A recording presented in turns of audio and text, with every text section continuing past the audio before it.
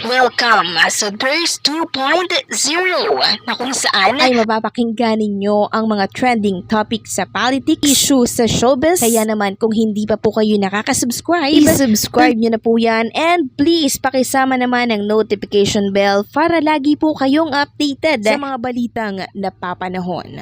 So una nating pag-usapan ng tungkol dito sa 5 pamilya pong maglalaban-laban bukas para po sa Gimme 5, laro ng pamilyang Henyo. Ang dito po ang Arellano family ng General Trias, ang Brown family ng Cabuyao City, Laguna, ang layo. Andito rin ang Radoban family ng Marikina City, and syempre ang De Los Reyes family ng San Mateo, Rizal, at ang panghuli ay Sumang family San Fernando, Pampanga. So sino kaya ang mananalo po sa pamilyang ito, no? Sa 5 pamilyang ito na maglalaban-laban. So abangan natin yan bukas. 11:25 pa lang, buksan nyo na po ang inyong mga telebisyon. Samantalang sa mga nagtatanong kung sino daw yung import na itatapat dito po kay Mayor Jose Manalo bukas. So, base po sa mga comment ng ating mga Dabbercads sa ating update kanina sa isa po nating vlog, sabi nila doon, malakas ang kutob nila na malamang ay isa yan sa mga kaibigan ni Alan Kay sa Clowns Republic. No, nagtatrabaho po sa Clowns Republic. So yan ang dapat nating alamin bukas kung tama ba ang hula ng ating ilang mga Dabbercads. Okay? Samantalang si Punin Luna Soto po, si Bossing Vic, si Bibi Mochi, si Baby Tali ay nagdalaw po sa bahay ni Oyo Soto para po bisitahin itong si Isaiah Timothy na anak nitong si Christine Hermosa. No? Kakaanak lang po kasi ni Christine Hermosa, and as lolo, si Bossing Vic, gusto niya pong masilayan itong si Baby Timothy. So, eto po yung mga picture ng Soto family na kung saan karga-karga pa nga po ng anak po ni Oyo Soto itong si Baby Mochi. Nakita ko yung yung linggi ng mga braso nitong si Baby Mochi. Ang lalaki at ang bibilog, parang ang sarap niyang pisilin, no? Nakakatuwa naman si Baby Mochi. Tapos yung skin niya, napakakinis, tapos maputi. Alagang-alaga po talaga siya ni Punin Luna Soto. Samantalang si Maine Mendoza po pala, no? Nakauwi na po itong sila Christine at Oyo Boy Soto from St. Luke. Pero bago po makauwi yan, ito palang si Maine Mendoza and Arjo Atayde. Sabi ko naman sa inyo, ang ilang Dabbercads natin ay talaga na mga dumalaw dyan sa St. Luke Hospital. Ito po yung picture. Ipapakita ko na lang sa mga screen po ninyo. Si Oyo Soto, si Christine Hermosa, karga yung baby niya, and syempre, si Maine and Arjo Atayde. Samantalang pag-usapan naman natin ang tungkol dito sa pinagkakaguluhan ngayon na issue sa mundo po ng social media, no? Yung bumulabog po na announcement kanina na ang Tape Incorporated ay magbabalik na po, balik television na.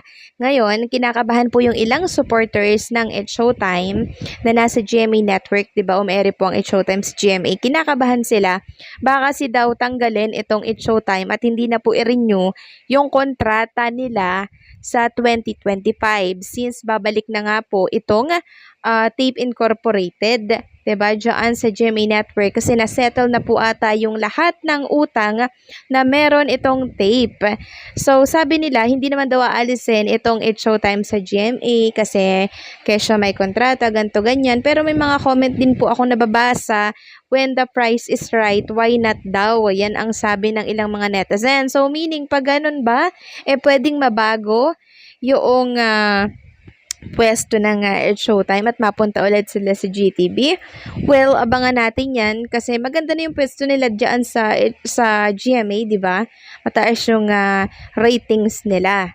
Pero, kung ang ilalagay dyan ay yung programa po ng Tape Incorporated na tahanang pinakamasiya na naman o rebranding, syempre, 'di ba, babagsak ulit ang ratings ng It's Showtime. Plus, bagsak din naman ang ratings nitong tahanang pinakamasiya kung sakali pong ibabalik yun. So, abangan na lang natin kung kailan ba yan ibabalik, no? Kasi lagi namang nagbabalik yan every first week of the month, may mga announcement lagi sila. Samantalang pag-usapan naman natin ang tungkol dito sa co-producer po ng Itbulaga na si Mr. MVP na meron po siyang isiniwalat. Iba po ito ha, bago lang po ito. So nakaranas din po pala si Mr. MVP ng kagipitan. Buong akala po kasi ng lahat ay siya ay laking mayaman, rich kid, 'di ba? Nakukuha lahat yung kagustuhan niya. Pero dito po sa kwento natin, isisiwalat natin na hindi po ganon. Taliwas ang nangyari po sa kanya noon. Sabi nga dito, Pangilinan's journey from Ateneo to Wharton, a tale of perseverance amid hardship and rejection. Ayan, na-reject po pala siya. Sabi dito, nowadays, when people mention Manny B. Pangilinan, he's synonymous with wealth and success. So, kilala natin siya mayaman, di ba, at successful. However, this was not always the case. Contrary to popular belief, he was not born into the life of bilyonaryo. Like many Filipinos, he experienced hardship and rejection.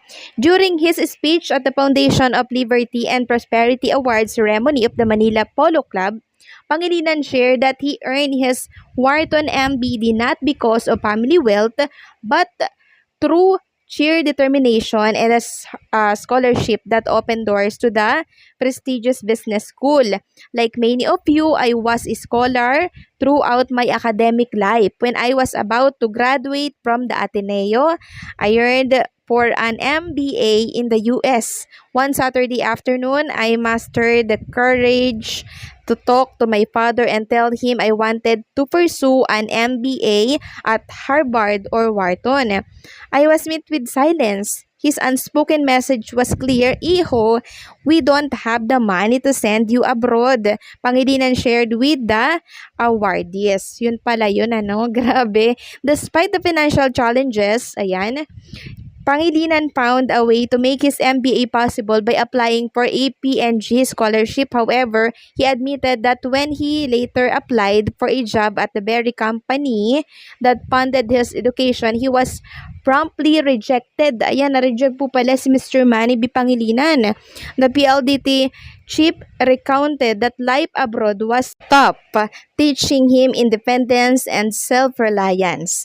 He also endured the harsh winter cold for which his clothing was inadequate against Philadelphia's punishing weather.